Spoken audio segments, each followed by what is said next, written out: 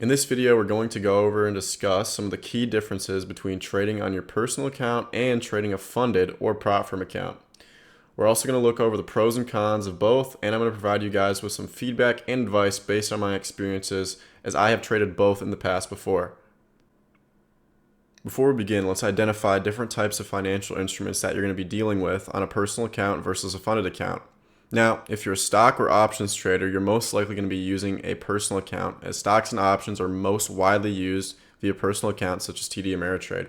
On funded accounts, you're going to be looking mainly at Forex, CFDs for example, and in some cases you're going to be trading crypto as well. While personal accounts allow for more freedom with trading crypto, you really don't, in my opinion, need every single crypto to trade unless you're investing in a meme coin or something like that in the current bull run. I think that just trading the big ones like Bitcoin and Ethereum on both are very solid, and especially if you're using a funded account, because those are the easiest to predict price action with instead of something like Bonk, which is a meme coin, or Dog with Hat. Stuff that's kind of jokes and isn't really found on the funded accounts isn't going to be as useful for trading. So moving on, let's go ahead and look into some of the Wild West sides of the Forex market that might deter you from kind of picking a funded account. Now, in recent times, there's been bad actors in the Forex world with, I guess you could say, the funded trader and skill funded traders. And even further in the past, we had quite a big deal with my Forex funds. Essentially what happened in the case of the funded trader was they were denying payouts. It was kind of not based on anything tangible, as that firm seemed to exclusively operating on like a Ponzi scheme. Now, the My Forex Funds case is a slightly different, and it's a little bit less conclusive. There were leaked emails saying that they were slipping their traders, or they were kind of preventing their traders from winning. Those were somewhat taken out of context. I do want to give My Forex Funds the benefit of the doubt, as I have read most of the court proceedings regarding that.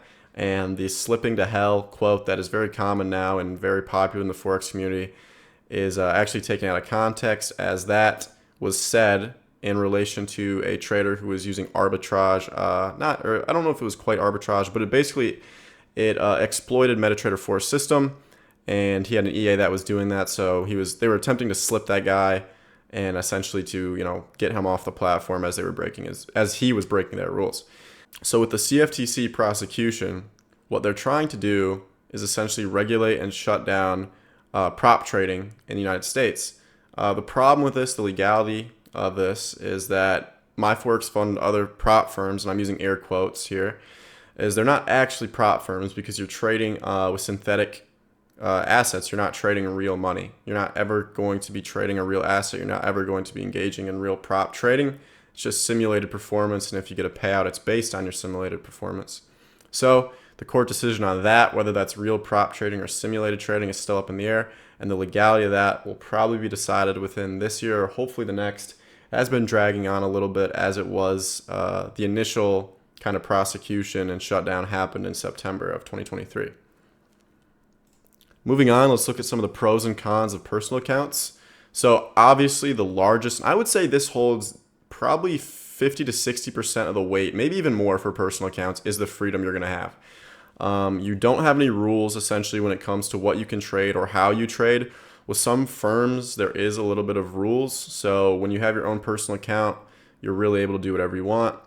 Also, you're going to be saved by regulators. You're not really going to be in too much trouble of like having to worry about losing your account or there being a shutdown. So that's also very safe and solid. There's also a few tax advantages that not everyone knows about with the Section 1256 tax rule. So if you're interested in that, I would look into that if you're a full-time trader via your personal account. Now, obviously, there are some big cons as well. If you're a smaller trader and you don't have quite enough money yet, and you're under 25K and you're trying to trade stocks, you're going to run into the pattern day trader rule. So if you're trying to make a living at it, it's going to be a little bit hard if you have under 25K in your account. Sometimes there's a limit on what you can trade. This is very, very rare, however, and I'm talking about things like Forex pairs, like for example, an extreme exotic pair, let's say the Brazilian currency against the Polish currency. It would be a very rare case that might not be offered on most major personal account Forex brokers.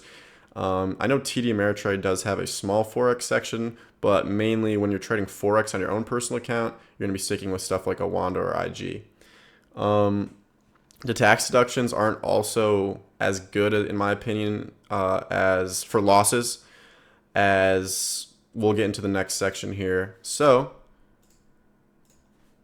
in the next section here, the losses, which I'll cover first, for your taxes, you're able to write off everything that is a business expense for your trading business. And I'm just using the word business loosely here.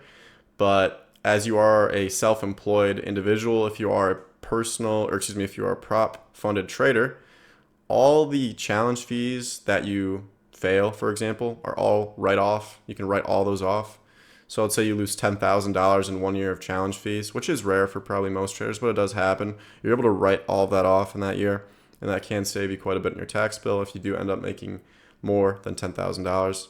Another great thing, in my opinion, about funded accounts is that your risk is limited to the challenge fee. And after you get usually a refund on your first payout, you're now making money risk-free essentially, which is really one of the best opportunities in the recent years in the financial world. Scaling plans are also really big. If you perform well, you can scale up your profit splits and in some cases the size of your account. And of course, there is no college degree required to be a funded trader, so there's extremely low barrier to entry. Now, the big problems with this, as we've seen recently, like with my Forex funds, like with the funded trader, there's not much regulation. And you can lose your account just from the firm shutting down, and that can really cause a lot of heartache and pain. You're going to lose possibly months of work for something out of your control, and that can be a really, really big damper on your trading performance. Not only that, but sometimes there's delayed payouts, or in the case of these failing firms, you're not going to receive your payouts right before the shutdown. So that can also be a very big problem. Sometimes also you have to obey by kind of strict rules, but if you're trading with a good approach and solid risk management, these rules aren't actually too bad. Now, if you're trading HFT or you're trading more wildly, maybe a gambling approach all the time, you're going to run into a little bit of trouble now because they are cracking down on gambling behavior in the industry. So those regulations and, restrictions are going to get a little bit heavier on you, and you're going to want to watch out for that. Now, let's actually look at kind of the safe versus the unsafe. And unsafe doesn't mean don't do it. It just means it's a little riskier when it comes to, is your account going to be there when you wake up? So starting with the safe firms or the regulated futures firms, of course, if you're trading on a firm like Top Step, Trade Day, or Take Profit Trader, you're going to be trading on CME regulated markets or the futures market. So these firms have a really low risk of shutdown. But the caveat with that, and in my opinion, this makes it worse than Forex firms that are a little bit less safe when it comes to the firm itself, is that the drawdown is significantly worse. You're going to have less overall drawdown, and you're going to have this thing called trailing drawdown, which is absolutely horrible. This trailing drawdown makes it extremely hard to pass challenges, and it's extremely hard to keep funded accounts, especially when you want to make a payout. And I'll get into that in the next slide a little bit more. So with unregulated or CFD prop firms, they're easier to pass, in my opinion, than the futures firms because of those drawdown rules. And you just have more drawdown overall. So you actually just have more money to work with when you actually pass one of these accounts. Once again, there's that problem of the firm shutting down, but I wouldn't be too worried about that if you're choosing good firms. For example, in the top right, the Fivers, E8, and FTMO have all been proven to be pretty solid in the past. So if you just choose the big names, then I would think you're going to do okay. Another big thing to mention too is for futures trading, there really is no overnight or weekend trading in the Forex world that is pretty common in terms of prop firms. So let's take a quick look at an example of what I mean about trailing drawdown and really how bad this can be for you. So as you can see, just by looking at this graph from Top Step on their YouTube channel, as you make more money, as you essentially get to a certain point in your account, there's no number values here, but as you can see, those top two dots on your screen where the P&L gets to the highest, the realized P&L gets to the highest, you're not able to continue you're not able to have a buffer anymore because the buffer is following you. So let's say you're on the day 5, you have the highest amount of money in your account, besides day 10 and stuff and 9. But let's say you're on day 5 and day 9 and 10 haven't happened yet, and then you take a losing day on day 6. Now, notice how that red line, which is the most you can lose in your account, that's your overall drawdown limit now, doesn't move once you get to day 4 and 5. So on day 6, you can't lose as much as the previous days, and which is that's going to be tough for you to escape. So what basically happens here is that as you make more money, the drawdown doesn't go up with you as it would in a prop firm, as it would in a Forex prop firm. In this example, the drawdown maxes out in most cases at the initial account balance, which for me is not great, and it's a big no-no for me. In terms of payouts, let's say you have a 150K account with Top Step, or actually let's use Take Profit Trader as an example, because Top Step has even harder payout rules than other firms, which is another big problem with the futures industry. Is the payouts are honestly a little bit harder to get, just like to withdraw, because there's more rules around it. When you're taking this payout, let's say you have $2,000 profit. Now, if I wanted to withdraw my full $2,000 profit, I would be zeroed out, right? I would go from 152 grand to 150 grand. And since my account balance, or my overall drawdown is at 150 grand, I instantly lose access to the account. I'm lost the account.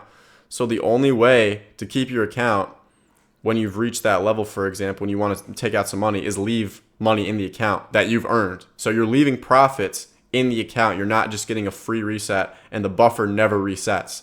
So that makes it kind of hard to withdraw all your profits, and I'm not a big fan of this model. I would really urge you to be careful when looking at firms like this. So which prop firm or funded account or personal account is better for you?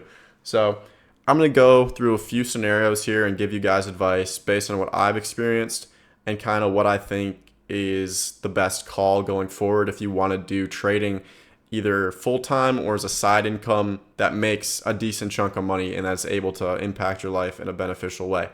So I think if you're a person who is, now let's first, before I highlight any of this, if you have a winning strategy or you believe that your strategy is good enough to return a little bit of profit, it doesn't have to be a bunch, but just somewhat profitable, these tips will kind of work for you. Now, if you're still trying to get to that profitability stage, these tips might not work, but one of them actually might save you money depending on how much money you have.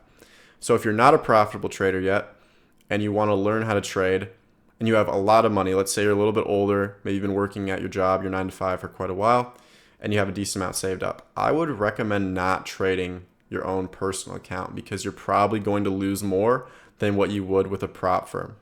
And if you're trading the prop firm with a real strategy and not gambling, you'll also prolong the amount of time it takes to lose that money because you'll probably spend maybe 2 weeks to 4 weeks on each challenge. So that'll save you some time and money. Now, if you trade with a personal account, and let's say you fund it with $100,000 and you lose 50% of that in a year, that's not a good look. You just lost $50,000. So if you have a lot of money already, or relatively a lot of money, I would recommend trading a funded account or trying to trade a funded account if you're new to trading. Now, if you have a lot of money and you know how to trade well, I would recommend trading your personal account because you're going to have a lot more freedom there and it's not going to be as hard to kind of build an income. Let's say you have $500,000 in a retirement account or just in your brokerage account and you're trading that, I would recommend going ahead and using a personal account. Now, if you're a guy like me or a lot of young guys who are trying to make this a full-time living or a huge side income for them, and you want to try to make a full-time income off this month to month, year to year, I'm going to go ahead and recommend the prop firms for you because what you're able to do is leverage an extremely small amount of money, let's say $500, into something like a $100,000 account, which is $100,000 in buying power at a leverage of usually 100, and you have a max drawdown of 10,000, generally speaking. So what that really means, in my eyes, is you've turned that $500, if you pass, into $10,000 of drawdown, or just a $10,000 account with unlimited leverage, because at that point you have 100 leverage on 100,000. So your leverage is going to be good. So you're able to generate, let's say 2 to 4% a month, you're making $2,000 to $4,000 a month off that initial investment of 500. If you're able to continue to do that, you're going to be able to scale up that account and buy more accounts, and you might even be able to get to 500 or $1 million of funding, which is the goal for a lot of us, because as you increase your capital, as you know, the less percentages you have to make a nice living. So if you get $1 million in funding, all you got to do is really make 1 to 2% a month, and you're making $10,000 to $20,000 a month. So if you're a younger guy, don't have a lot in the bank account yet, I'd recommend going for a funded account. Try to make as much as you can with them before they either get shut down or just regulated away for good. And use some of the money you make to go and put that into a personal account later on. So thank you guys for watching my video. I appreciate you all, and I'll see you guys in the next video.